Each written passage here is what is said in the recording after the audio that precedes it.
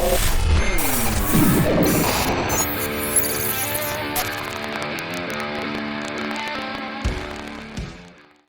Derek. Hey Trey, welcome back to Florida. Yeah, man, it is. It's nice. It's a brisk 60 this morning here with a little rain, but I don't know about nice. It is not nice. it's nice. I believe Saturday morning when I woke up, it was 27 degrees, and it was nice to be in a dome stadium. But yeah, it was fun. We went to Detroit for the first round of the East Coast Supercross, and it didn't disappoint. No, it looked like some good racing from what I got to see. Yeah, the glitz and glamour of Supercross, man, when you're outside walking back and forth from the factory pits to the privateer pits, they did let the privateers pit inside. All the factory guys were pitted out of their semis. The satellite factory teams were all pitted out of their semis a little further away.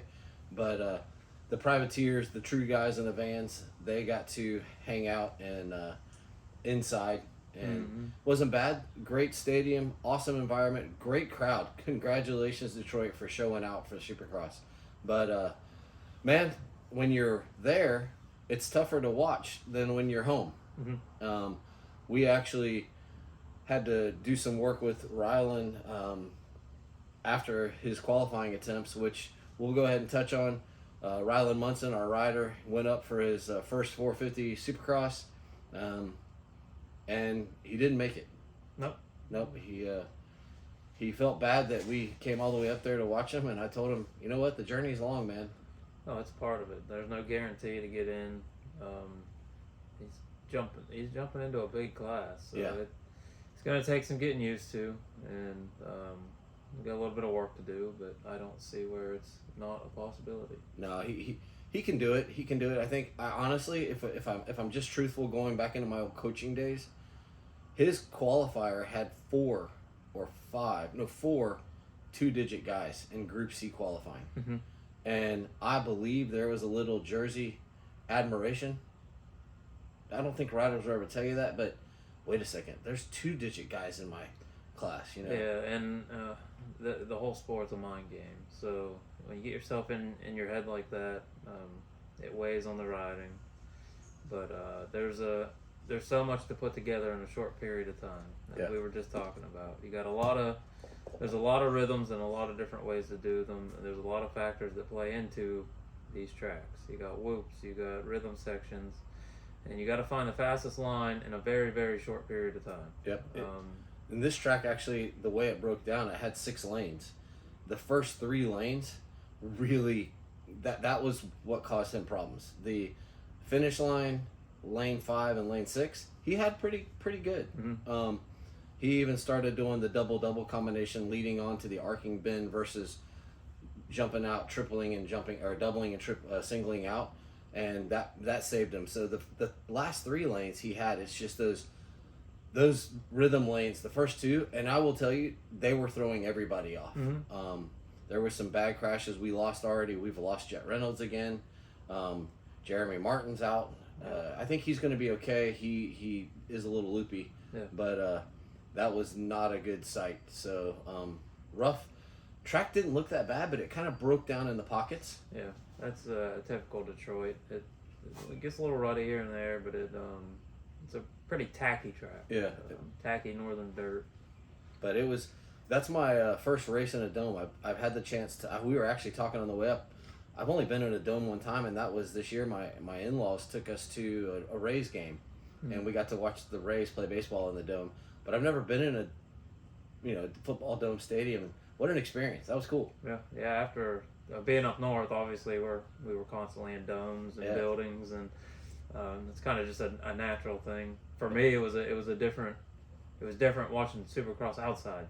Oh, yeah. So for you, it's the opposite. Well, as a Florida boy, and I think all these guys, I don't care where you were from, it was nice being in that stadium. And I was talking about the glitz and glamour, but to get access for the stadium, you literally went through 2 metal double doors.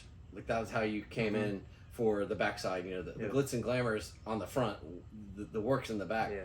And man, let me tell you, when you would hit those double doors, it just took your breath away because it was so damn cold.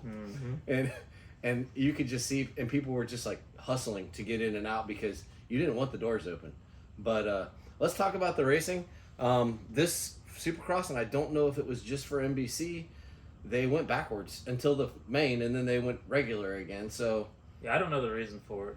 I was trying to figure out what the reason was for it, but it threw everything off just a little bit. it threw everything off, and I will tell you the worst part was those guys that the 250 LCQ having to literally finish the race and go straight to the line. Mm-hmm. They just went straight back to the Yeah, line. I was actually hoping it would work out for Rylan a little bit better, just being at the beginning, fresh track. Yeah. Getting the opportunity to learn the track. You know, the first 450 ride on a smoother track, but he'll get it.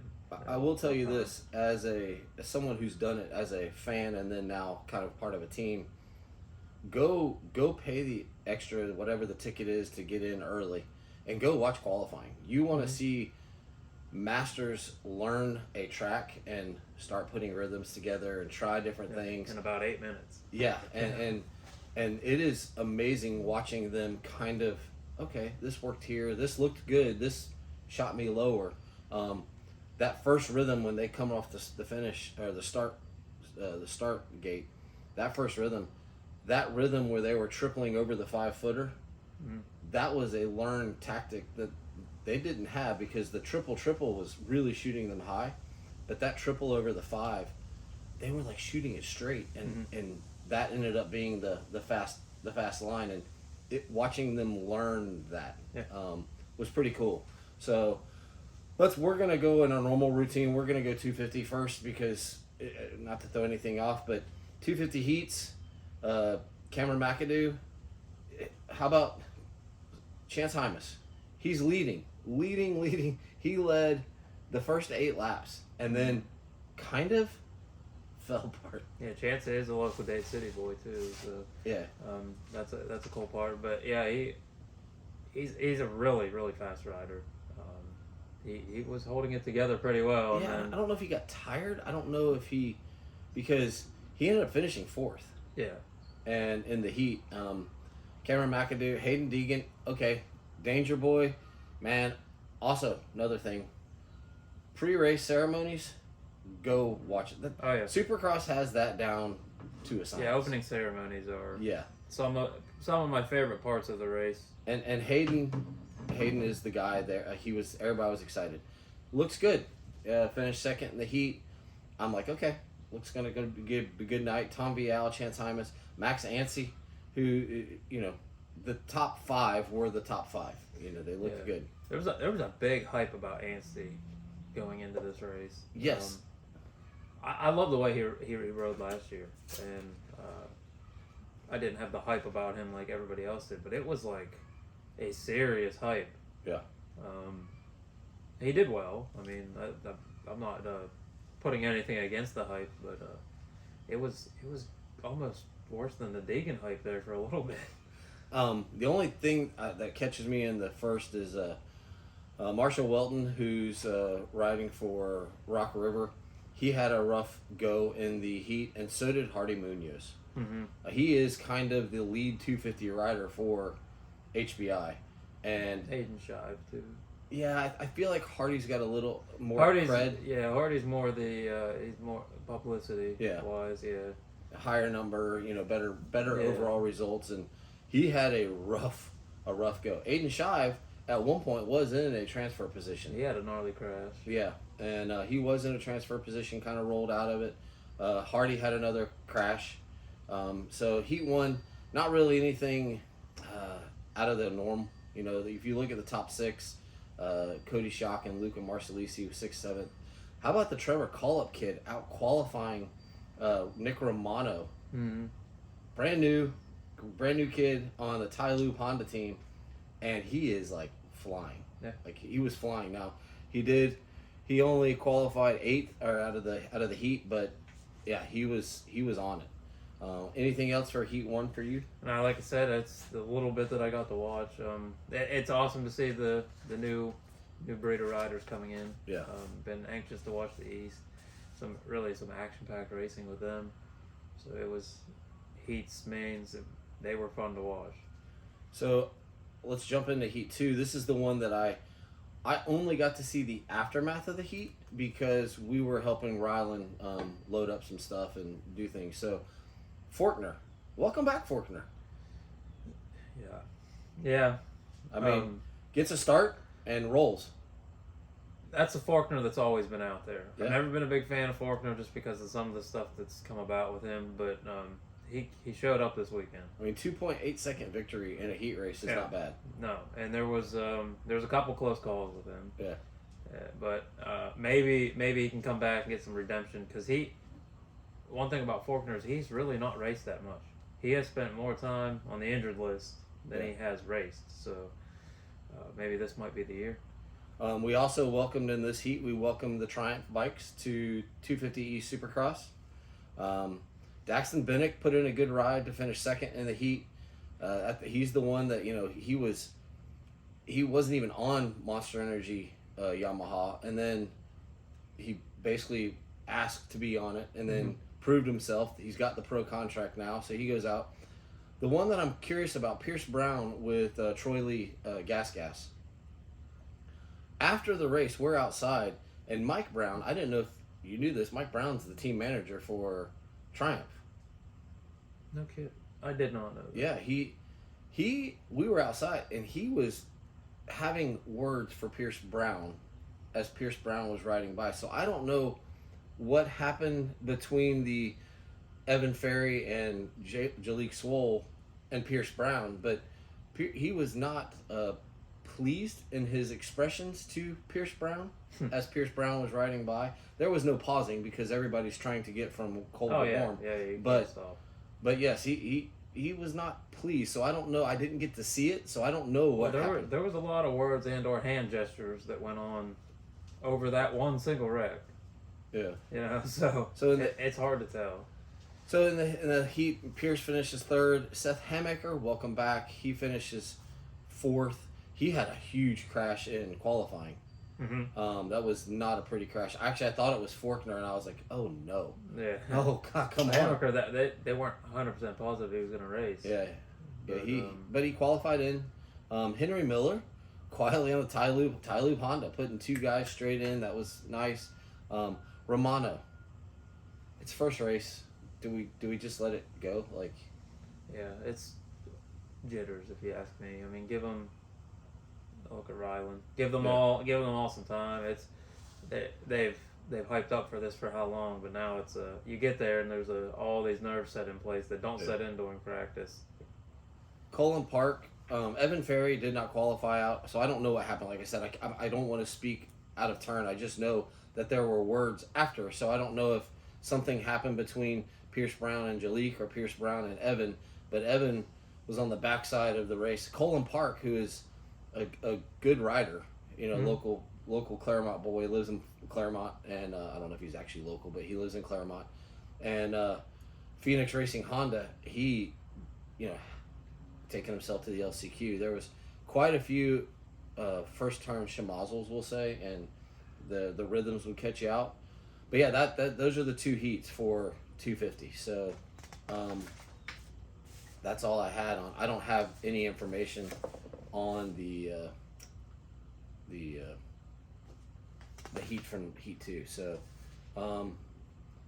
you want to do 250 LCQ or you want to jump into 450? Honestly, this week I didn't even get to cover the LCQs. We kind of skipped over them after with our racing going on, so we got to hit and miss. Let's do this. We spent more time management this weekend than we did watching. Let's do 450 heats because that's where the championship was going to start hinging on. We saw some movement, and Cooper Webb comes out of the gate and he is flying. He looked snazzy all day. He did. I expected him. I thought he was going to win on the day. He looked really, really good. Qualifying, the whole 9 yards. He came out fast. Free practice, came out fast, and he was on it. He looked more. If I had to put money on a rider that wanted it this weekend, it would have been Cooper Webb, and by all means, and or Plessinger though too, because he.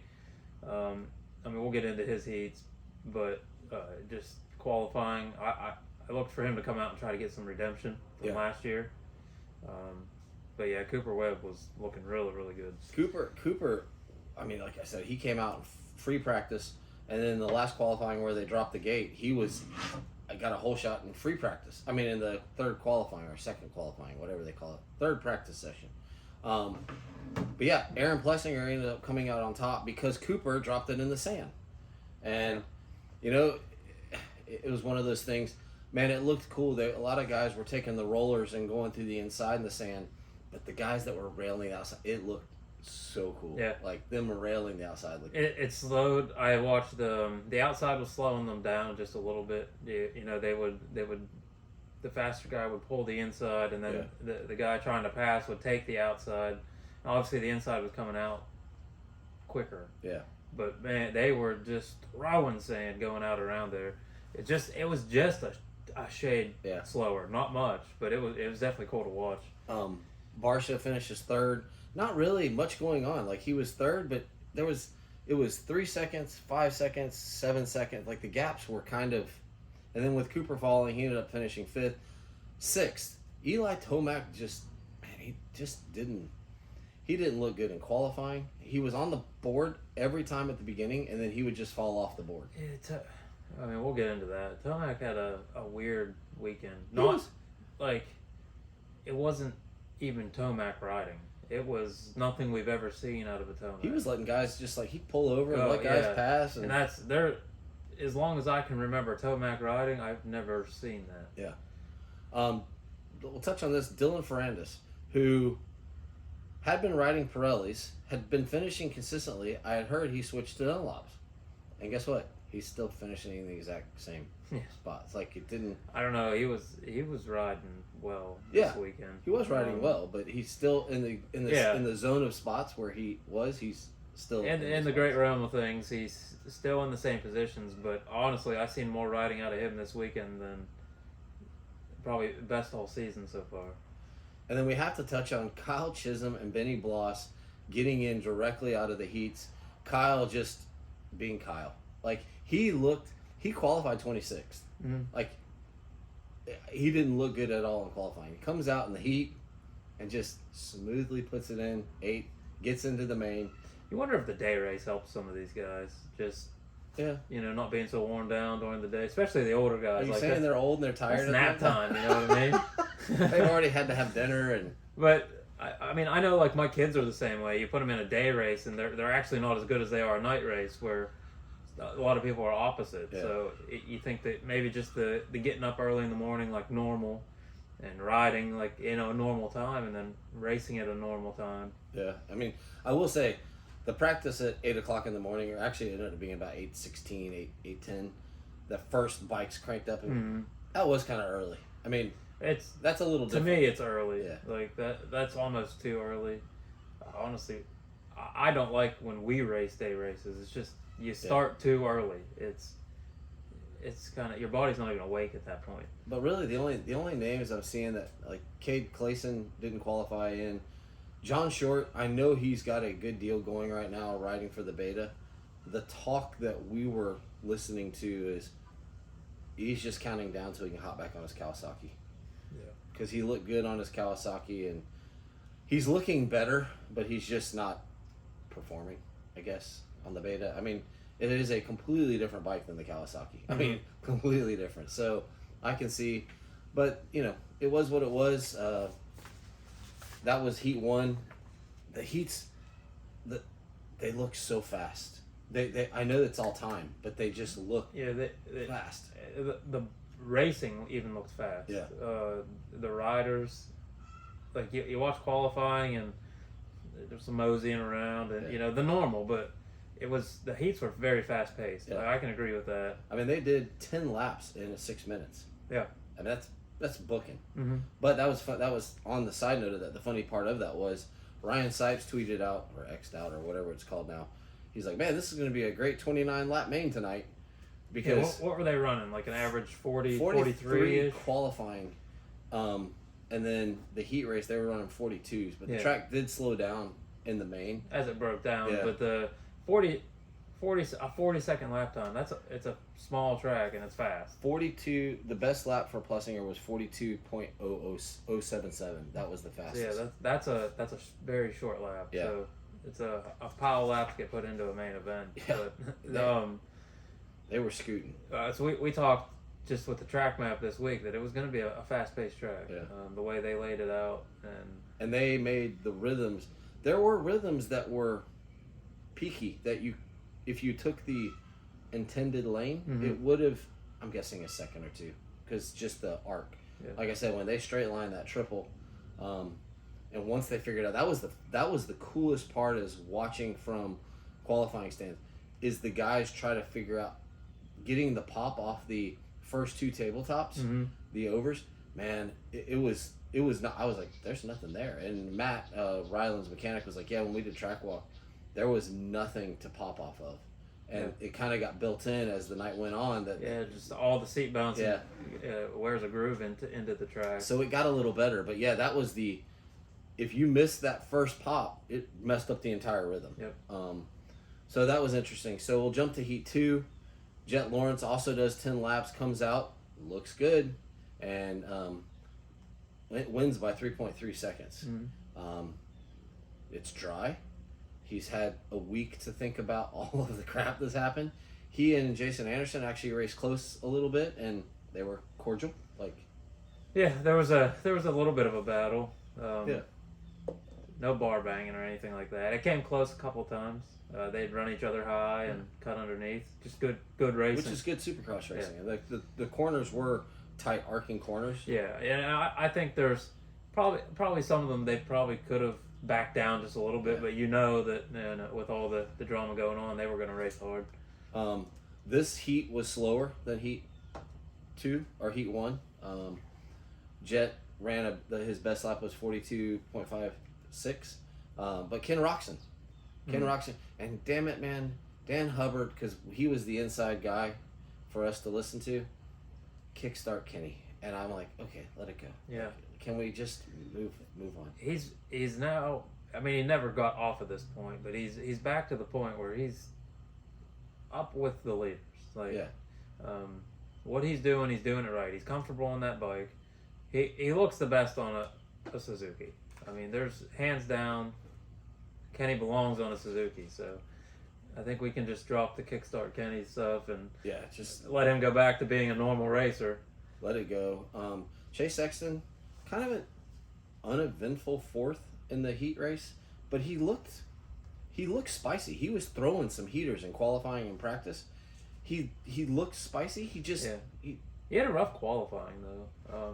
He's 8th in qualifying, which is not his typical. That's more of a Tomac-esque qualifying. Yeah, the way it's been. Yeah. But Chase is usually top 3 in qualifying, and I wasn't sure what was going on with him this weekend. I mean, he come out and he did it. Yeah. But he had my doubts the way he was riding. I want to touch on Malcolm Stewart. Ran into his parents. Didn't speak to him. Just ran into him. Held the door for him a couple times. Mama Stewart was there, the leader of the pack, but 5th place in the heat. So I was thinking, okay, we're gonna see something. Until Malcolm came out, yeah. And Christian Craig, man, I don't know. Christian Craig, I love Christian Craig. I think he's one of the smoothest guys. He's a family guy. Qualifying 7th behind Dean Wilson and in between McElrath. It's like this was. To me, Saturday was his best ride though, so far of the season, which is not Christian Craig ride. And he still finished 13th. Yeah, I mean, but it's still. I think we didn't really get to see him much. You probably got to see him more than me, but live on air they didn't show him much. But what they did, he looked way better than he has all season. He looked better. He still looked, and this is not the right word. This is coming from truly an amateur guy. He looked very contemplative in his thought processes of what he was trying to do. And speaking of him, he got the Matt Bell pat down at the airport on the way home. I know it's totally off topic, but his wife did a TikTok video. She bought one of those like 1 pound Hershey Kisses. Oh. And it tested positive for explosive debris or something like that. So. One of his mechanic or somebody on the team took a video and they're laughing the whole time because this TSA guy is literally like rubbing his leg like this and like cupping him and patting him, and it's hilarious. But 10 minutes later, they unravel this Hershey Kiss and they test everything and they give him a thorough violation, and he's good to go. But she did the TikTok of him coming back, and she's like, "What happened?" Well, let's talk about your bag and this Hershey Kiss that she bought. So yeah, he had an eventful after race. Yeah, see, they are just normal people. Yeah, they're normal human beings. People. But no, the heat looked good. I actually, Justin Hill finished 10th in the heat, and I was like, dude, you can't beat Derek Drake. Like, Yeah, that's. But then he came out in the LCQ and put it together. Like, Man, it's like the age is setting in. yeah. I can't say nothing. I mean, I'm over here falling apart. He is looking aged, but he had a smile on his face at the LCQ interview. They're just happy to be there. Yeah. Cheyenne Harmon looked awesome in qualifying and practice. He's running 118. He's actually running Millsap's number, because I joked when I came into the pits. He's running 118. He's running for a Lone Star Yamaha Galaxy Cloaking. I don't know. Out of Texas. I don't know that name. Cheyenne Harmon. He's the kind of guy. He's been around. He's done a lot of 250 stuff, but he's running 118 this year. And I was like, oh, Millsaps is here. Just joking around. But Josh Cartwright, he's a guy who used to put it in mains, and he struggled in the heat. But yeah, good heat race. Freddie Noren, again, on the outside looking in. I really thought, I know Freddie's not a Supercross guy. He's not. Mm-hmm. But he's been doing the Supercross long enough that it's kind of like there's got to be some sort of rhythm that he's got. I mean, once you ride it so long, you got to get to a point where it's comfortable. Yeah, but, that was the heats. There was nothing great. Jett Lawrence looked good, and that would be a precursor of things to come. He looked good. And Ken Roxon looked good. And Jason, I'm telling you, Jason Anderson has a revitalization about him. He looks good on the bike. Like, he looks good going around the track. He looks... Oh, yeah. He's feeling it. Like, he's feeling it. Anderson is a rider. If you'll watch playback video of him, this is a lot of stuff that the average person isn't going to pick up on. But you'll watch him. I watched the video of him last weekend. I think he goes over the finish, and the average, a good pro rider, when they're landing, they'll use the brake as a foot peg, and it'll slow them down coming into the 180, after the finish line. Jason Anderson is on the ball of his feet landing on the foot peg and never touches a brake as he goes around. There's very minimal riders that can. Yeah. I mean, I'm not saying they can't do that, but that do that. Anderson is a very talented rider. Well, one of the coolest things, a little technical stuff, we were watching qualifying. They kind of since there's no pit party, you could buy a pass and you could come in early and watch qualifying and kind of let people in. Did they do they do like a meet and greet with a couple of the riders? I didn't know. They may have. We didn't. We were doing so much timing and communicating. I haven't been to Detroit in years, but they used to do like just a very, very small. You could buy a pass, and then upstairs, very far upstairs, they would. We got to meet like James Stewart back in the day, and Barsha. There was literally like 5 of them. Yeah. And just a select number of people could go and do that. We didn't see it because we were literally walking from seating section 104 and 105 was where we were sitting to watch qualifying from, and people would just kind of like leave us alone, let us do our thing because we're with all the other team people watching, and then down to the pits and then back and then down so I didn't really get to see anything. Detroit's just one of those races that's not overly fun for the fans because it's there's no party in the pits. It's just you go to watch the race. Yeah, but what we were watching in qualifying, you could see they're all good. Every guy's good, but you could see the really good guys.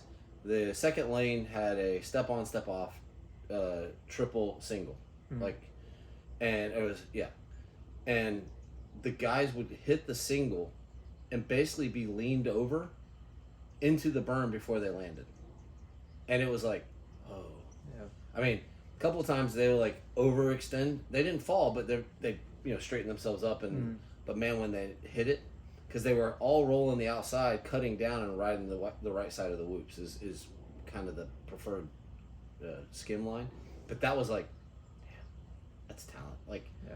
I don't have that kind of trust to lean my bike when I'm going through a corner out on my own property. These guys are leaning the bike before they ever land. Yeah. And it was just, and watching the guys do some flat track stuff on the big sweeper. Yeah. Oh man. Big start straight. Yeah, but that was cool. So, 250 last chance qualifier. I did get to sit in the stadium and watch that. First, I want to say, Jeremy Martin, we hope you're okay. That was ugly. That was ugly. That was literally just coming to the finish line.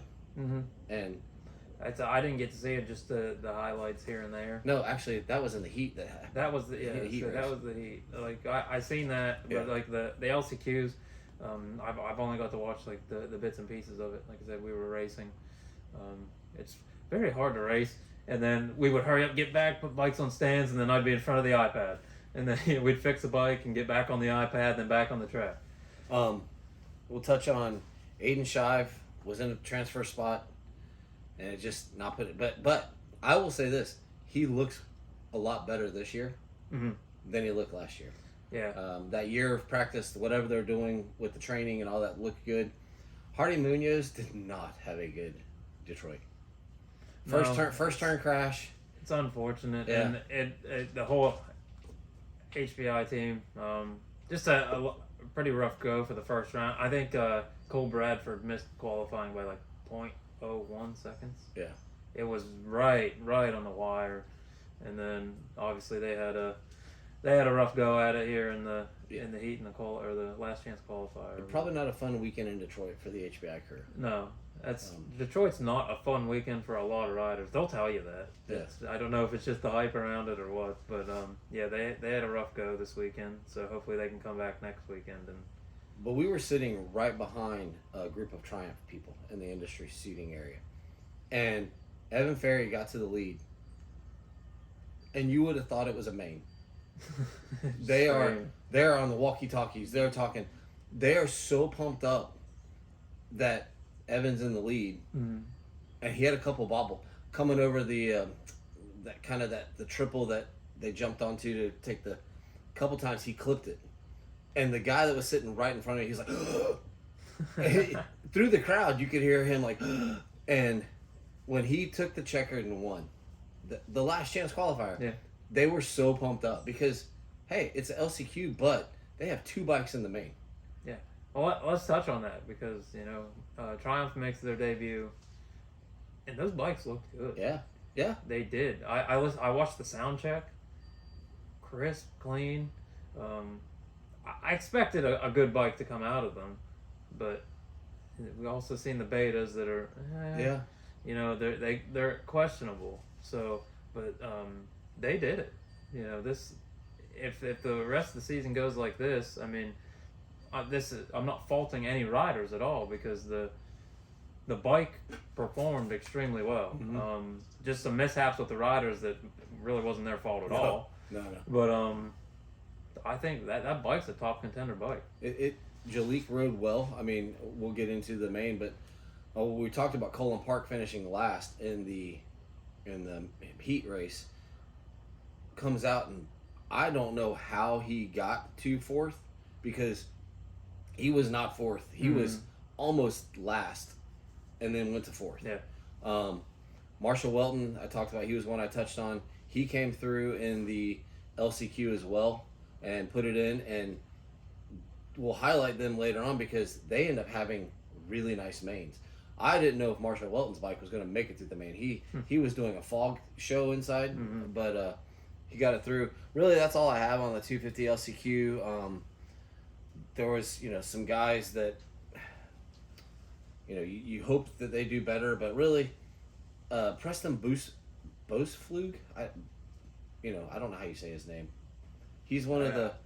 Some of them are hard. But he's riding a Suzuki, and he put it in the show, and he looked good in qualifying as well. Like he's one of those kids. Like I don't know what his ceiling is, but I'm entertained to watch him kind of grow, and I'll get to see him again in Dallas here in 3 weeks, I guess.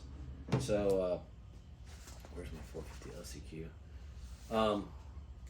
that was it. Anything on the LCQs for you, or is that was Like that? I said, it's a very minimal watch time for me. I did try to pay as much attention as I could to the Triumph bikes. That was one of the things this weekend that I really wanted to see. How'd you like the Renan gear? The white and yellow gear. That gear reminded me a lot of Cooper Webb's gear last weekend. It didn't have as much hazmat suit to me. It was crisp. It was crisp. It's so new bikes, new gear. Yeah. They're doing it. I mean, everything looked really, really good. And I will tell you, their rig, when we were leaving, I seen videos of the rig. it's solid black. Yeah, like the bike. And their marker lights, they have an overabundance of yellow marker lights down the side. Mm-hmm. And at nighttime, those things were shining. That thing looks spicy. Yeah. I mean, I come from the racing world of car haulers, race haulers. They're awesome to me. I mean, I used to watch the NASCAR parade when they come to Martinsville. That's the fun part about the sport that kind of gets left behind. Yeah. The haulers are usually pretty rad. And by the way, congratulations to Kawasaki for having a really cool heater set up so your mechanics could work in heat. They had a really nice kind of like an easy up closed in with a heater blowing in. And let me tell you, we would nuzzle up as we were walking by because that was the only warmth they needed. Yeah, so I mean, they squeezed these truck drivers. Man, they're awesome. They had themselves squeezed in spots. But congratulations to all. But 450 LCQ. We digress because we have fun. Like, I'm nobody, but I have some really awesome adventures, and that seeing the whole makeup of the race is fun to me. Like, yeah, the racing's fun, but how they do it all is just as much fun. Oh, it's like we always talk about the business of motocross. It's a whole nother realm outside of the actual sport, but it's within the sport. Yeah. So LCQ, Justin Hill, who we talked about not really being there, comes out and he wins by 2.5 seconds. He was, I think at one point he must have been third because Cheyenne Harmon was leading first 2 laps. Mitchell Harrison led 4 or 5 laps, and then Justin Hill leads the last 2 to win it. Mitchell Harrison finishes second. So what I said about him looking good in that Group 3 qualifying, he comes out and puts it into the main out of the Group 3 qualifying. And Justin Hill, that's a spot that he should be.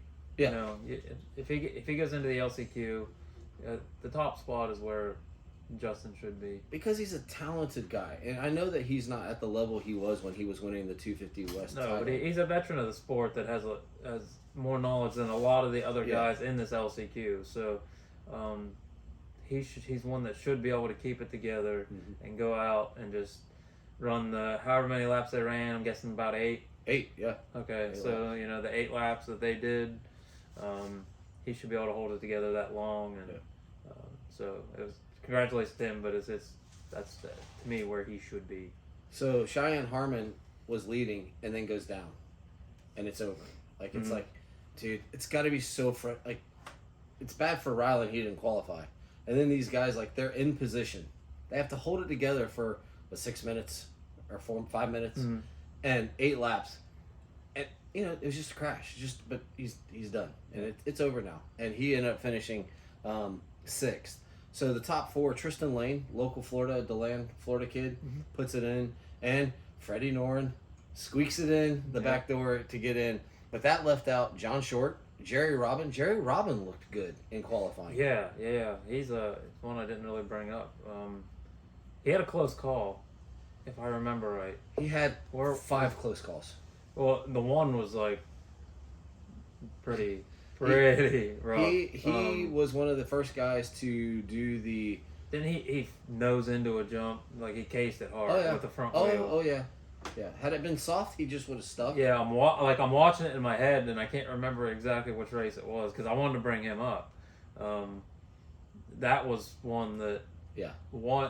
Just a different condition and just the slightest, and that probably would have ended his night. Yeah, he basically, like, when, was it RJ in one of the mud races when he jumped off and the bike just stuck? Yeah. He been in the softer side, but yeah, because Michelle's like, oh my God, he rode out of that. I'm like, I don't know how, I don't know how he rode out of that, because He just planted it because they were trying to stretch a triple. If they could do the on-off, they were trying to stretch a triple to the next triple.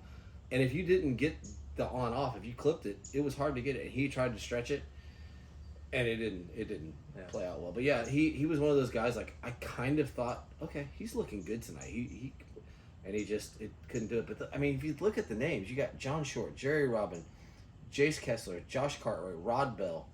There's some good names, and I don't know what happened to Clayson, but he was out. Well, that's where we're at this whole season. Like, everything is stacked. Even the LCQ is stacked. I mean, they might not be the top names that you hear all over the media, if you're just a fan, and you only follow the major guys, the Plessinger, the Sexton, the Lawrence, the Webb, the Tomac type of stuff, but the LCQ is still stacked. Yeah. These riders are main event riders. Yeah, there are most of them. 1, 2, 3, 4, 5, 6 two-digit numbers that did not make it into the game. I mean, and these guys, I know that some of them get their numbers on motocross, but they're good riders. They've accrued enough points to get a national number. They've all earned them. Yeah. And they're, like you said, there's double digits in Group C qualifying. Yes. So that's what where this season is standing out. There's so much talent this year. Yeah, it was nuts. So I don't know, man. It was interesting, but then it was showtime. And 250 main, it's exciting. We got a great lineup of people, and well, it didn't start good. We wiped out a pile of them at the beginning. Yeah, and that was probably the gnarliest start crash I've ever seen. Because it started on the left-hand side and just started bowling its way Somebody across. clipped Vial, and Vial shot across everybody. Okay. So it wasn't he wasn't doing it on purpose. No, they came in, and somebody clipped him, and the bike shot, and that's what it just went across everybody, and I cannot remember who clipped him. I have watched this start 100 times, and I can't remember who clipped him. But it was just a domino effect after that. Yeah. But the worst one was the Evan Ferry getting bulldozed into the wall. He missed he hit part of the pad, which probably took a little bit, but then he went straight into the concrete wall. Yeah, I had a friend down from PA this weekend. He wanted to come watch our boys race, and we rewatched the mains, and I threw them up on the TV yesterday morning, and this is something that he doesn't watch. He's never really seen motocross, not to this extent. Yeah. And his eyes lit up on that start. He's like, that kid got messed up, with a few other choice words. And I'm like, that was a gnarly crash.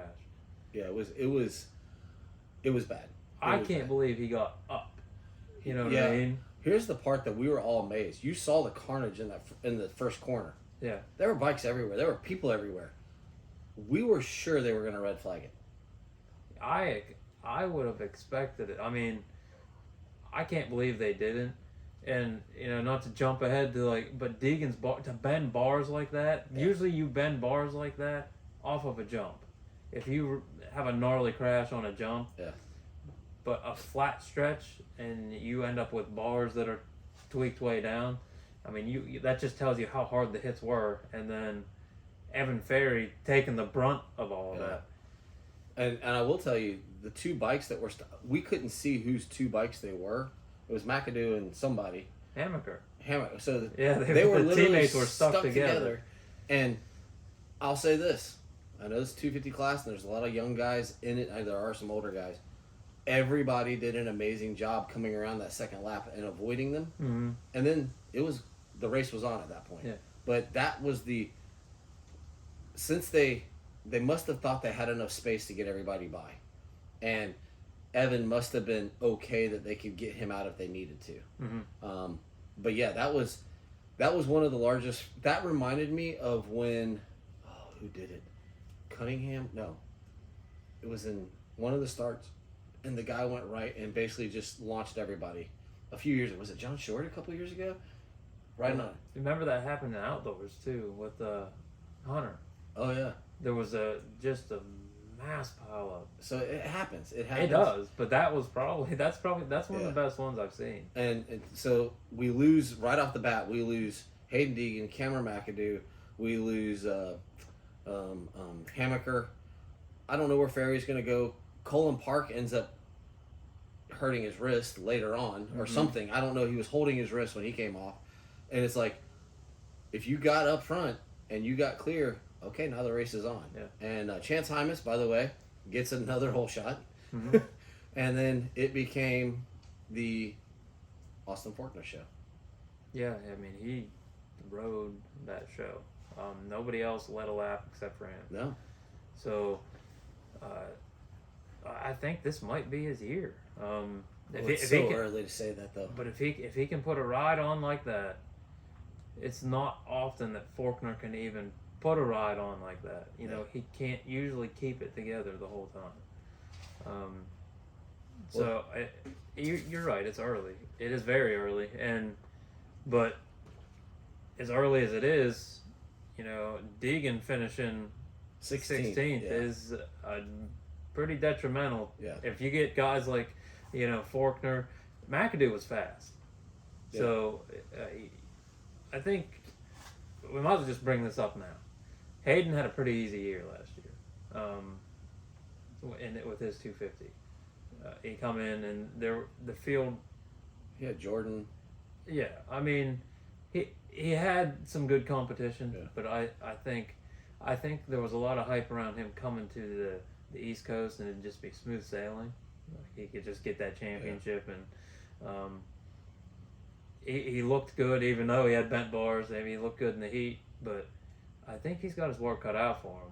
Well, I mean, there's some good names. You have Faulkner, you have Anstey, you have Joik Swoll, even. I mean, I feel like he's gonna. He's had some wins. I think he's had some wins, but he's a podium kid, for sure. He's had outdoor success. Yes. So it's between McAdoo, Tom Vial, Faulkner, Anstey, Hymas. Daxton Bennick, Hymas. Hymas is a guy. He's going to be the rabbit. I don't know.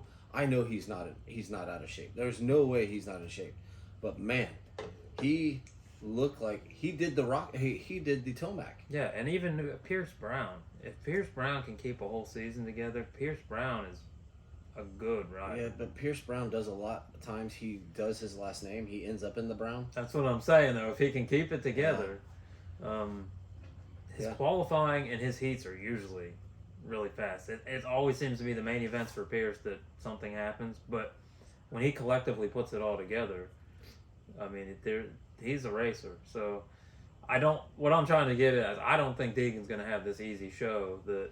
I don't think he gets changed. He's already 19 points down. And he's now in a detrimental spot where like he is going to have to win every one of them from here on out to really take the because 19 points is a big deficit in a 250 class. Yeah, I mean that's a lot. But yeah, congratulations, Faulkner. His coach, Ryan Hughes was there. So I was impressed to see that Ryan came to the race to see him, and there does appear to be a different attitude. I know that they broke some things down. They talked about, riding and taking it and cutting it, slowing down a bit to take things in, and he sounded different. Even somebody we were with said, he's not really one of my. I'm not a fan of his, but listening to that interview, he sounds different. Yeah, I've never been a big Faulkner fan, just because of some of the stuff that's happened in his past racing. But I think he's like 25 years old now. I think it's finally growing out of him, and he's growing up a little bit. So I hope that's the case. I hope it stays that way, because he's very talented. So if he can keep it all together and just grow out of some of the whiny stuff that he's that he's got going on. I think it'll be good. We have to touch on Max Anstie. Anytime we can get a Max Anstie podium interview, it's going to be good. Yeah. And such a happy cat. Oh my God. that chap right there, he is just pumped. And they were talking about, I think it was Jason interviewed him and was saying like, man, we were hearing some hype, but he's like, I had to come out here and show. Mm-hmm. And he looked good all night. He did look good. The fact that he put together, they did 21 laps in 15 minutes on that track, and the fact that he put together 21 laps solidly, and he blitzed the whoops the whole time. Like he never once faded off that. So congratulations, like that's good. I think he's gonna have a good season. He had a good season last year. It's just they dropped everything, moved over here, and got an opportunity, and he's just loving it. Absolutely loving it. It's funny because he right now is the kind of the old guy in the class, and the savvy veteran. Daxton Bennick, we talked about. Matt was talking. He's like, "Hey man, what do you think about Daxton?" And I'm like, "He looked good. I'm thinking top 5." And he looked at me and he goes, "You nailed that one." I was like, "Well, he just looked good." I didn't nail some of them, but I nailed that one. And you throw out enough stuff, you're gonna nail something. Yeah, with rookies, you just gotta. It's one of those things that as long as they look good, usually they can typically put it together. But they're always so questionable because they make some of the dumbest mistakes. But let's talk about Cody Schock. Cody Schock, his family. That's what it's all about. I mean, we had some yahoos standing up video. Like, you're in industry seating for a reason. Like, let's pretend we were supposed to be there. They're up videoing, like we're trying to watch, and they're just shooting videos of the start, and like they're not with anybody. They're and then at the end, Cody Schock finishes 4th, and his family just erupts. Oh, they're cheering. He waved to them, at the end, and that's what it's about. Like they were so pumped up for him to finish 4th, and why not? I mean, look at the names. I mean, yes, I know there were guys like Deegan and Vial went down, and Cameron McAdoo, but he survived. Well, they have every right to be. I mean, it's like that industry seating is also for family. Like, if you're not pumped, that even as in the industry, if you're not pumped for your rider to finish like that, especially with the names that they're up against it. Right, Rylan goes out and gets a main. We're probably going to see one of us yelling. I mean, that's a big deal. You may see a tear. Yeah, it's a big deal. But no, I mean, I was pumped for him because Cody has had. I mean, he's number 69 this year. He's had success. But let's also remember last year he's the one that drove it right into the bridge. And he's back racing. Yeah. And redemption. I mean, so congratulations to him. Pierce Brown finishes 5th, and that's what we were talking about. Pierce Brown he's on a factory bike. You have to beat Cody Schock. Yeah. I agree. And he should be. Pierce Brown is very good. Yeah. He just can't always keep it together. The one Henry Miller, finished 7th. Guillaume Ferez quietly we didn't say one word. I didn't hear about him all day. Nothing. Sneaks it right in. Not really a Supercross guy. Came over for motocross for Star, tried it again. I don't know if he got booted or chose to go to Husqvarna. I'm not really sure. But now all of a sudden he's because you really don't hear much about him. I mean, he's a rider from Spain. He came out of Spain. He's over here. Yeah, and you really don't hear. Very, very seldom do you hear about him. And he ended up finishing 8th. Yeah, to get a top 8. I mean, a top 10. And honestly, I don't expect anything. I expect him to make every main. But when I say there was not a word spoken about him all day, I didn't even know he was there. And then I looked and qualified. I'm like, oh, okay. And he qualified 14th, so it's not even like a great qualifying, but he qualified 14th. I'm like, okay, finished top 10. That's fine. But to put it in 8th and kind of no troubles. Like, I didn't hear him having falls. I didn't hear, there was nothing dramatic. Well, qualified 14th. So, and this gives a good example. You got Marshall Welton, qualified 21st. Yeah. And still comes out 9th. Qualifying's not everything. No. No. There's a lot of hype around qualifying, and I'll hear this at the local races. It's a good example. Is the people we talk about fantasy or something like that. He qualified like 20th. That don't mean nothing. Yeah. Of qualifying, that a lot of these guys are pretty much guaranteed to get in. You know, if they don't have a bad crash, so they're guaranteed to get in. But it's more of a big practice for them to learn the track, to go out and do, you know, put it in where it matters the most, get the heats and then the main. There's so much talk about the qualifying terribly, but to me that's a prime example. Even Cody Schock, who qualified 11th, I mean, that's pretty good for the stature rider. But I just want to throw that in there. Yeah, the Marshall Welton finishing ninth, that was cool too, because Rock River, you know, that was like, the bike was smoking with about 3 laps left, and we're like, oh, is it gonna? And he's still hucking everything. There was no like, oh, I better baby this. No, he hucked everything, and he ended up beating factory Honda's Chance Hymas. Yeah. I will tell you that there are some times when you're racing and your bike's like that, you don't even know. Yeah. You can smell antifreeze, things like that, but you can't always tell if it's your bike that you're smelling, but when you're moving, it's all blown behind you. So yeah, it was something coming off the down tube. We couldn't figure out what overheating it was. Probably. But Luca Marsalisi, the hitman, he did well. Nick Romano. Well, first of all, Preston Bosflug. I'm gonna get that right at some point. You know, the guy on the Suzuki finishes 13th, but then Nicholas Romano, 14th.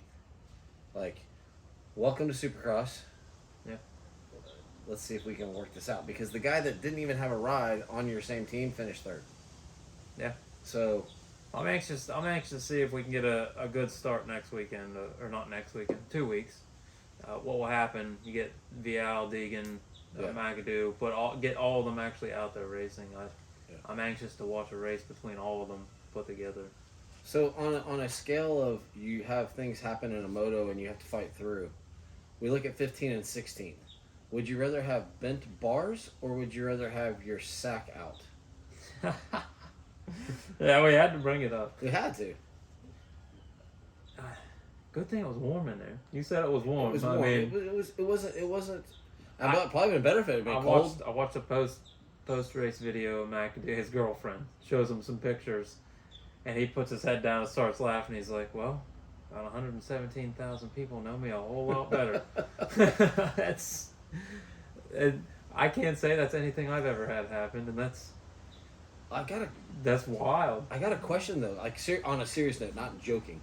First of all, Deegan rolled around. He must have maintained enough speed that they didn't black flag him, because he had to kind of double, like, but he made it around. But McAdoo, every time he sat down, those seats are grippy. There has to be some chafing. Chapped balls. Yeah, there has to be something happening there, and he had to feel that, right? Like, he had to. He didn't know. He had no idea. Wow. I don't know how you wouldn't know that. Because I feel like, if you think about it, you're racing. You know, put yourself in a motocross race. What are you going to think of? They're just what's in front of you. Yeah. You know, I mean, these guys do it for a living, but they're still focused on the race. I mean, I really don't know that I know that my balls are hanging out of my pants. Yeah, but if you go to sit down and they're like, there's nothing. Usually they're constricted. They're held in. I mean, you get yourself sliding back and forth. Yeah. You would think, but I don't. It's heat of the moment. Maybe he thought he hurt his groin, and it's like, oh man, this really hurts every time I do this, and you just don't know. I feel like they probably weren't hanging out the whole time. Yeah. I think that was probably a little bit far fetched. They settled in. But the moving around probably shot them right out of the hole. But isn't that wild that you get a hole through your riding gear and through your underwear right on your nuts? Yeah. I mean, what's the odds? And what hit him?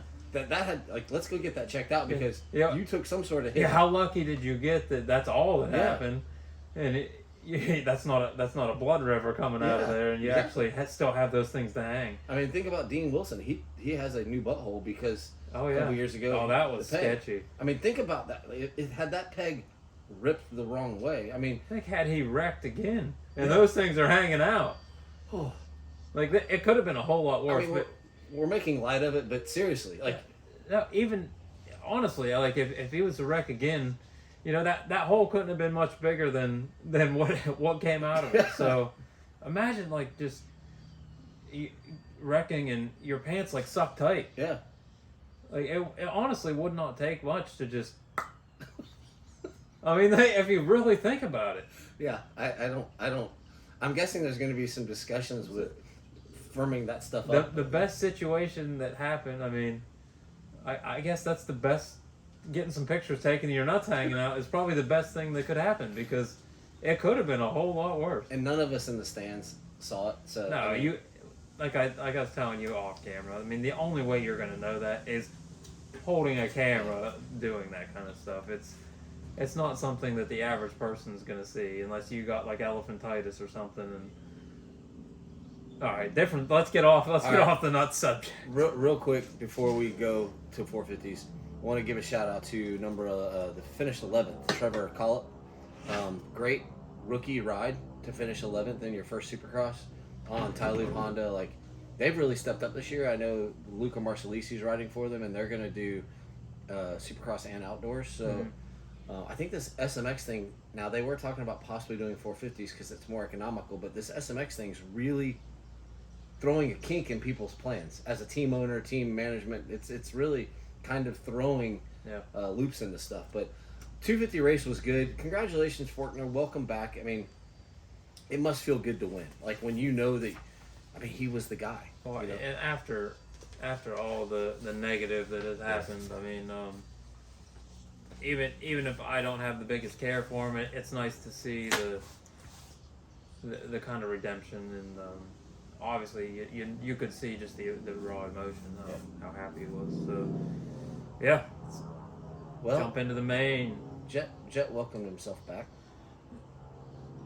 In his eyes, I still heard there was some booing going on. I didn't really hear. We were there. I did not hear the booing. There may have been, but it was. It's also a media thing. So, there was I don't know if it was a video or a headline that I seen that, Jett comes back, Jett still gets booed. He may have That's something I wanted to bring up to you. Was there really that much booing going on? Because he put in a ride. He did not get the. Now, we stayed for all of the podiums and everything. I didn't really hear the booing. Now, did he get the largest cheer? No. The largest cheer went to Plessinger. And as it should. I mean, the crowd was pumped. Yeah. I thought that Lawrence, Deegan, Sexton, they all got. Eli Tomac got probably the third largest applause. Mm-hmm. Like the crowd when introductions. But I didn't hear the boo. I didn't hear it. I was there. I didn't hear it. But there may have been a smattering of boos, and I just wasn't sitting. No one in our section's gonna boo. No. So that's a good way to lose your job. Yeah, so no one in our section's gonna boo. So I don't know if maybe in some other sections, but they marched Feld. Hey, they didn't care that they marched his ass out, and he was the second, the second last rider to be introduced. It seemed fine. It seemed fine. It's like I said, he didn't deserve, even if he did get it, he put in a ride. Yeah. He was the fastest boy out there. Whatever we talked last week, I said, if he can collectively get himself back together, he's going to be back up there. And you could tell, just smooth, consistent, everything about him was, he deserved to win. He's right where he needed to be. Well, we got a points battle too.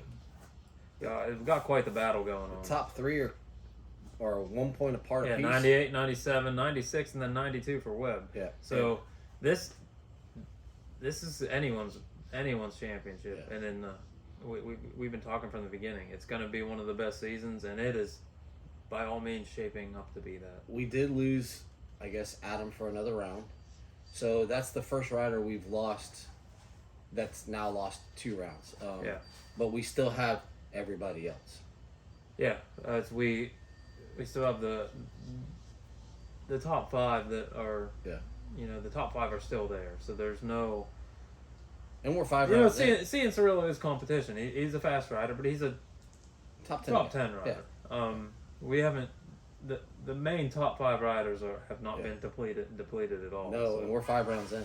Yeah. And next week, Glendale, it's a fan favorite. Mm-hmm. It's a rider favorite. They love the dirt. They love the floor. I mean, we're going from Detroit, which is a pretty small floor, to it's very compact. to Glendale, which is a large floor. Mm-hmm. So, and how many of these guys are going to be like, I want to do really well because I got a week off. Yeah. Like there is, I got to get through this round with everything, and then I get a break and a reset. So you're going to see, I think you're going to see the intensity next week at Glendale big. But as we talk about Detroit, Jett gets the whole shot, and by the way, Sipes was 1 lap off. They did 28. Yeah. 28 laps. And that track, the whoops stayed beat down. They did redo them after qualifying.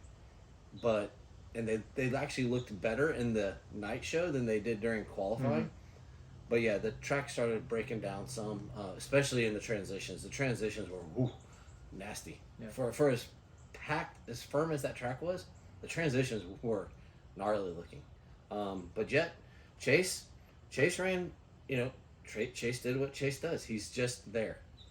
He's there. Yeah, well, at least he came back. He didn't look as good in the beginning of the day, but he did what he needed to do. Is he Dungey-esque? Yeah, I guess. And there's nothing wrong with that. I mean, Yeah. Dungey has multiple titles because, hey, as long as I don't finish outside the top 5 and I win when I can. And I mean that's a prime example of Dungey. So yeah. Plus he's got the Dungey brother on the team. Yeah. I mean it's not his mechanic. That's AP's mechanic, but Ryan Dungey's brother is Aaron Pusker's mechanic. So I'm sure there's a lot of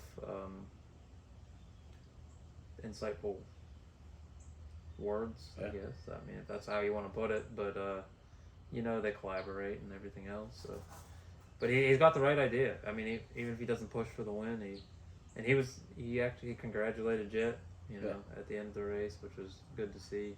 And they made a big hype about how he was the only one to do it, and he's the only rider that came up to Jett after the race and congratulated him. And I keep hearing he's a nice guy. I hope to meet him one day. Yeah. I hear he's just a nice guy, and My kids love him. I will tell you at the races, yes, we're there and we're inside. It's not the time. Everybody's so busy. I mean, I even had the chance to talk to Matt Bell, who lives 10 minutes from me. We talked for probably 1 minute the whole time. Yeah, there's just no time for any. It's work. Yeah, and they're not there to socialize. Maybe on Friday, the downtime stuff. Yeah. But Friday was running around getting stuff for Rylan and getting ready. That if we were there hanging out, maybe when you're watching press day or whatever, you might get 5 minutes. Yeah. Instead of a minute. So I'd love to sit down because I just hear that Sexton is a genuinely nice guy. He's a true competitor. Yeah. But how about Ken Roxon? Another podium. Like he's having a good season. No, he's doing well. He's only 7th in points, but that's what I was saying about earlier. It's enough of the kickstart Kenny stuff. Yeah. He's there. He's comfortable. He's got a bike he's comfortable on, and he's doing what he needs to do. Yeah, he looks good. A win's not out of the question for him. He's got the speed, but he's podium. Yeah. He's getting podiums. He's doing well. He's where Roxon should be. And he's an older guy in the sport. Yeah. And we jumped down to 4th, Cooper Webb. He started 12th, and he talked about that on the. They interviewed him afterwards, and they talked about it. And he's like, "Dude, I just got a terrible start, like mid pack." But in my mind, that means he's coming. A lot of times they'll say, "I just ran out of time." Well, there's only 20 minutes, so you are going to run out of time. But he started 12th and got all the way up to 4th. No, he made his way through. It was a good ride. Terrible start. Then starts are everything on this. Unless you get the top guys that go down. Yeah. It's hard to make it the whole way back. And the guys he passed were no joke. If you look at where guys started, they were no joke. Yep. And he basically cruised through the pack. He looked good all day long. It was one of those. I know it's a 4th and it sucks, but he looked good. Yeah, and so he's 4th in points. He's not far off. From him down to Anderson is a pretty decent gap. Yeah.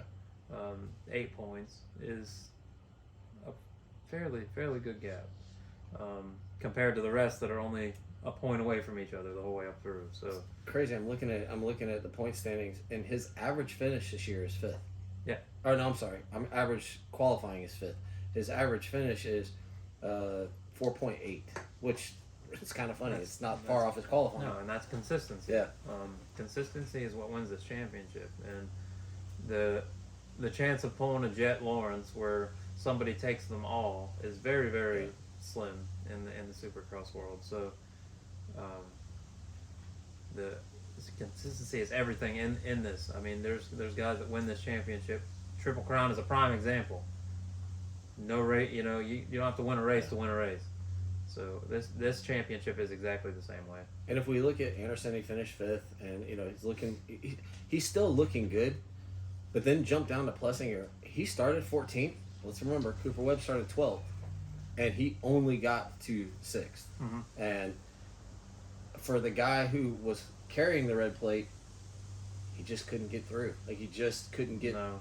He needed to be with Cooper or in front of Cooper. Yeah. To kind of show, okay, I got a bad start and I can push through it. He did nothing wrong. He just got a bad start and then got stuck. Yeah, and then it's hard. It is hard for a guy like AP to come up from the back. AP is a guy that needs the start. A good top 5 start to make his way to the front.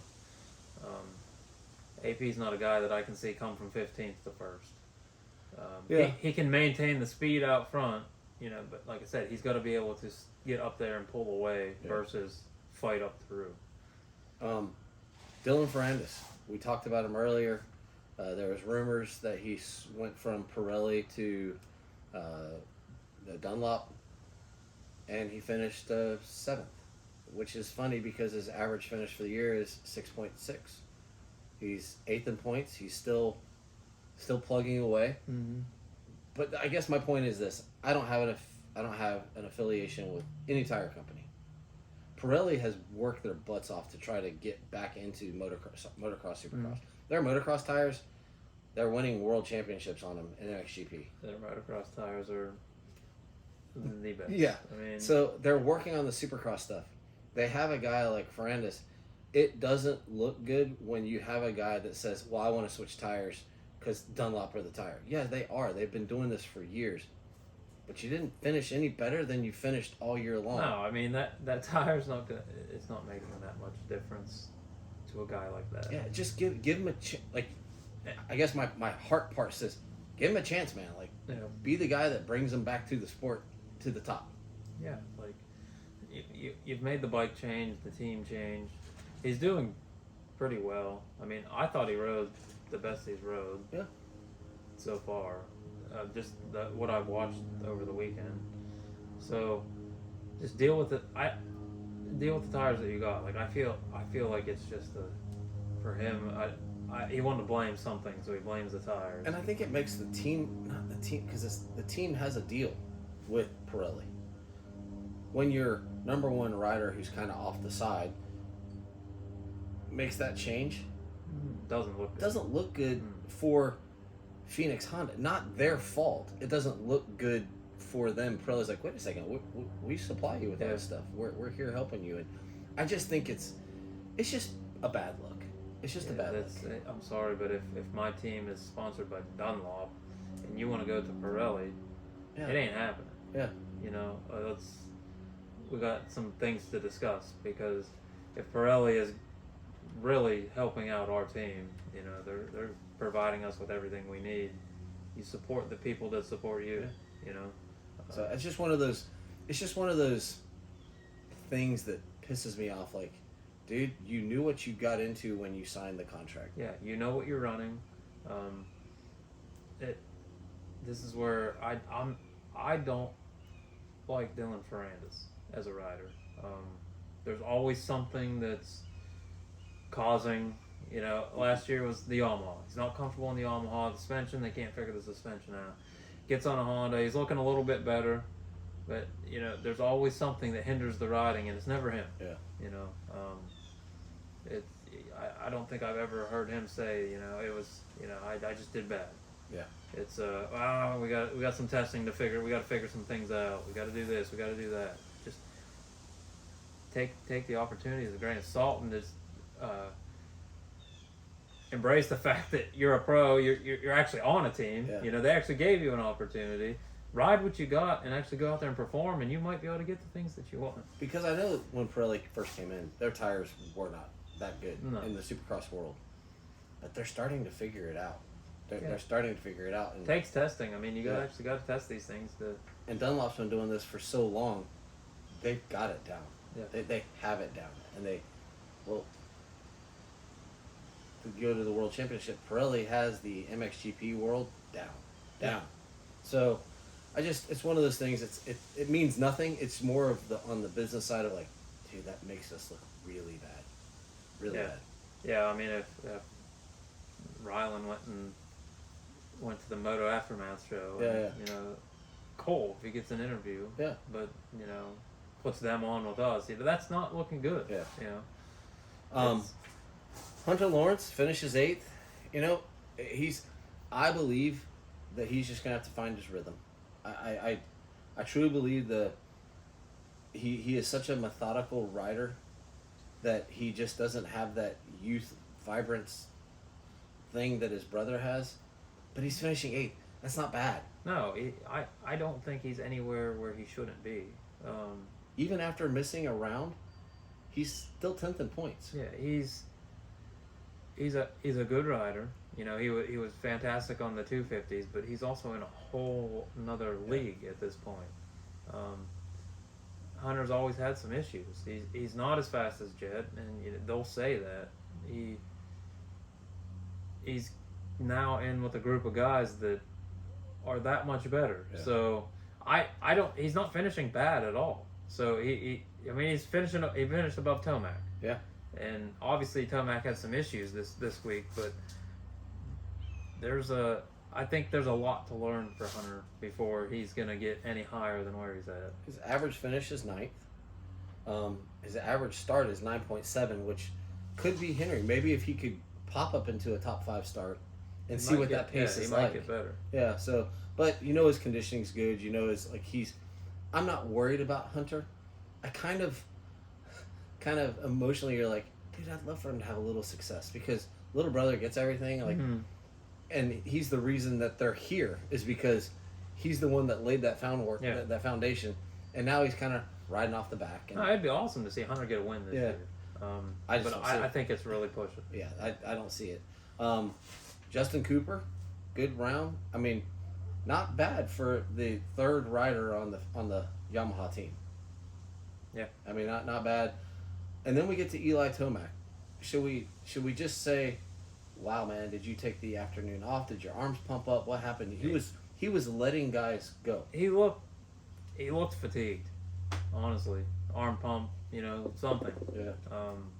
That's not very, very not very often do you see Tomac ever let somebody by, let alone be up and then fall back. Yeah. Tomac is not a person that falls back. Even when he wrecks, he gets back up and he gets back up there. You know, you might only be able to go so far, but you never see him fall back. So, I want to say he did go backwards until Barsha caught him. Mm-hmm. And Barsha did not catch him. Barsha got him, and then he got Barsha back, and it's like something clicked. Like, okay, I've gone far enough. I can't go any further. He might have just rested enough that you know whatever the issue was. There's a whole bunch of people saying a lot of rumors about it must have been his Achilles. It wasn't his Achilles. No, they were pounding transitions in that track. It was not his Achilles. Something fatigued him. It easily could have been arm pump. The guy has not been on a bike that long. That was a tight track. So and pretty ready. I mean there's a lot of work that was involved in that track. So arm pump, I think, happened to a lot of guys that typically it wouldn't happen to. But you get a guy like that, like Eli, who's been off a bike for so long, it doesn't take long for arm pump to come back. He definitely did a passive race. Yeah. It was very passive. Yeah. But he got to the point that I think it was like, okay, I've dropped back as far as I can go. We're not going any further. Malcolm salvaged an 11th. Somehow he got past Barsha. I didn't see it. I don't know what happened. but all of a sudden Malcolm was 11th and Barsha was 12th. Yeah, I don't know. And then we go to Christian Craig finishing 13th, which you said it's one of his best rides of the year, but he's 17th in points. Yeah, the look of the ride was the best ride of the year. You know what I mean? Just the way he looked comfortable. Well, we're going to 2 tracks in a row that are going to be dry. And, well, Dallas could potentially, but Phoenix, if there's a track where we will see Christian Craig shine, it should be Phoenix. I think so. Yeah. It should be. But we'll see. We'll see what happens. I don't know what's going on with Christian Craig. I think, like I said, I think he looked comfortable. Maybe he's at that point where this is Christian Craig now. Is shining? We're talking about. I said shining. Is that a top 10? There's no reason he shouldn't be able to get a top 10. Okay. That's my opinion. Christian Craig is a top 10 guy. He should be in a top 10. That would be a look in the right direction. So who does he push out? Hunter? Justin? I don't see where he shouldn't be outriding Hunter Lawrence, Justin Cooper, Barsha. Barsha's not overly performing right now either. Barsha to me should be easy top 10, pushing top 5. You know, like 6, 7. Yeah. That's more of a Barsha there. Barsha's very, very good at like a 5, 6, 7 area. I don't see any reason Christian Craig shouldn't be there as well, but for some reason he's not. Yeah. He's more like a top 20 is his spot. Yeah. You know, low top 20. Yeah. So I don't know. Well, hopefully, yes, shining top 10. But that to me, that's a step in the right direction. Okay. I think maybe he just needs some confidence to bring back the I should be up here. So let's fight for it. Well, after Christian, we had the Suzuki contingent minus Roxon with the Shane McElrath, Derek Drake, and Kyle Chisholm, all on Suzuki. But heck, Suzuki has 4 bikes in the main. Like, that's not bad. Like that. There's not that many Kawasaki's. That's a win for for the team that they got. You got your rock star, Kenny. He should be where he's at, and the other guys they're performing. I mean, I think Drake's on the Bar X team too. I don't think he's on the no, he's not on the HEP team. That team's so weird. Like the X Star and then the HEP. It's always funky, but keep going because really there's not much more he is with Bar X. Yeah. So still, Suzuki's getting it in the main event. And my whole point of that was Kyle Chisholm rolls through, gets 16th, qualifies 26th, puts it straight in the heat, and then rolls through and gets 16th. He's just like a Timex, man. Nothing fancy. It's not a Rolex. It's a Timex. He's getting it done. He's getting paid. He gets paid. Still enjoying it. And goes out there. I will tell you, I don't know how these guys race. They started lapping. Mm-hmm. And I don't know how these guys continue to race because they're really on the blue flags. And by the way, it looks like they got new blue flags that are even more of like a blue, like almost the color of your Pepsi can blue. Yeah. And they are not afraid to wave them. They are not afraid to wave them. And by the way, they will wave them a straightaway ahead. And you're like, oh, do I stop racing now? But I'm chasing this guy. And no, you just keep going. And it's crazy how once the blue flag started waving, it was just like a circus of blue flags around the track. And but no, great race. Awesome. I mean, I guess Benny Bloss, Beta's at least getting points now. He finished 20th. But a great race, tight track, great atmosphere, and I think they all came out healthy. Points wise, you got Sexton has the red plate again, and Jett Lawrence is right there, and Aaron Plessinger's right there. So, I think we're now in the flow. What do we say? We're in the flow because we know we won't have a wet race for at least the next 2. Yeah. So, and I don't even know after that. Now I think we're going to get some good racing at this point. So we go from Glendale to Arlington. Trying to think of all the weeks we got here. To Daytona. Oh, okay. Well, Daytona could be. Is often wet. Yeah. Last year was great. Last year was fantastic, but it's a whole other style of riding. Yeah. So we bring that factor in. So, but no, I think it's a good season. I enjoyed seeing it from the backside this time, and our goal is to bring more stuff from inside. But honestly, I tried, and I couldn't get any of it to get out. So I tried. That was the biggest issue. Nothing would load. Yeah. So it took a long time. But we're gonna have to verbalize it. We're just gonna have to talk about it. We'll get it. We'll get it. Something down packed where it actually works right. Yeah. But give us time. We'll get a system. But it was cool being there. It was nice being able to come back and kind of report what I saw, the setups, and it was funny as can be. On Friday, Michelle and I were parked waiting to go in, and all of a sudden, here comes this kid on a scooter. I don't know who it was. It was a rider, credentialed up, and one of the nice hotels was right down the street. Mm. But they were running to grocery stores. They were on these scooters, and I'm like, it is 38 degrees. I am not. Yeah. I will Too walk. cold. I will walk. I am not getting on one of these scooters. Yeah. And here comes Rylan and Josie on the scooter coming out to get us. They found us parked, and they came out to get us. And I'm like, hey guys, do you want to ride? So we gave Josie a ride. We're like, Rylan, you can ride the scooter back. Josie's like, it's cold out here. Yeah. So, but props to everybody. It was a great experience. And I want to say this too. I know we, like the Northeast, Midwest, sometimes we get, they're so hard, they're cold. The workers at that stadium were some of the nicest people that I had dealt with. They were super, super nice and very accommodating. So, good job, Detroit, on putting on a great show. Maybe we could do it like in April when it's not so damn cold, but whew. Yeah, but it's still cold. Yeah, maybe not. There was still snow on the ground. We've had snow up there in June. Ooh. It's hard to tell what you're gonna get. Yeah, but it was cool. Any last comments?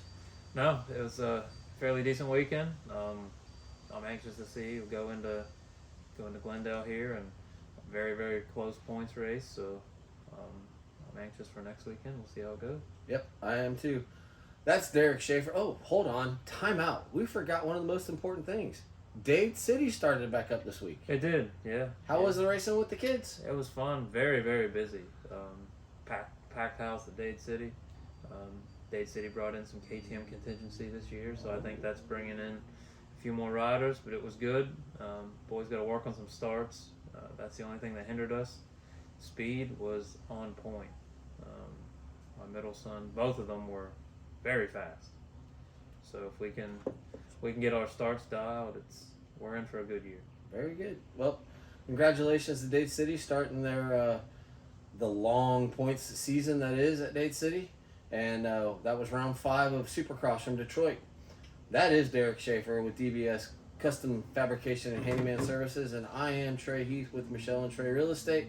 We are the Beyond the Curve podcast. This was episode 42. 43. 43. It's one of we'll figure it out. We'll figure it out. It'll be a long long number. So, y'all have a great week, and we will talk to you next week. Bye-bye. See ya.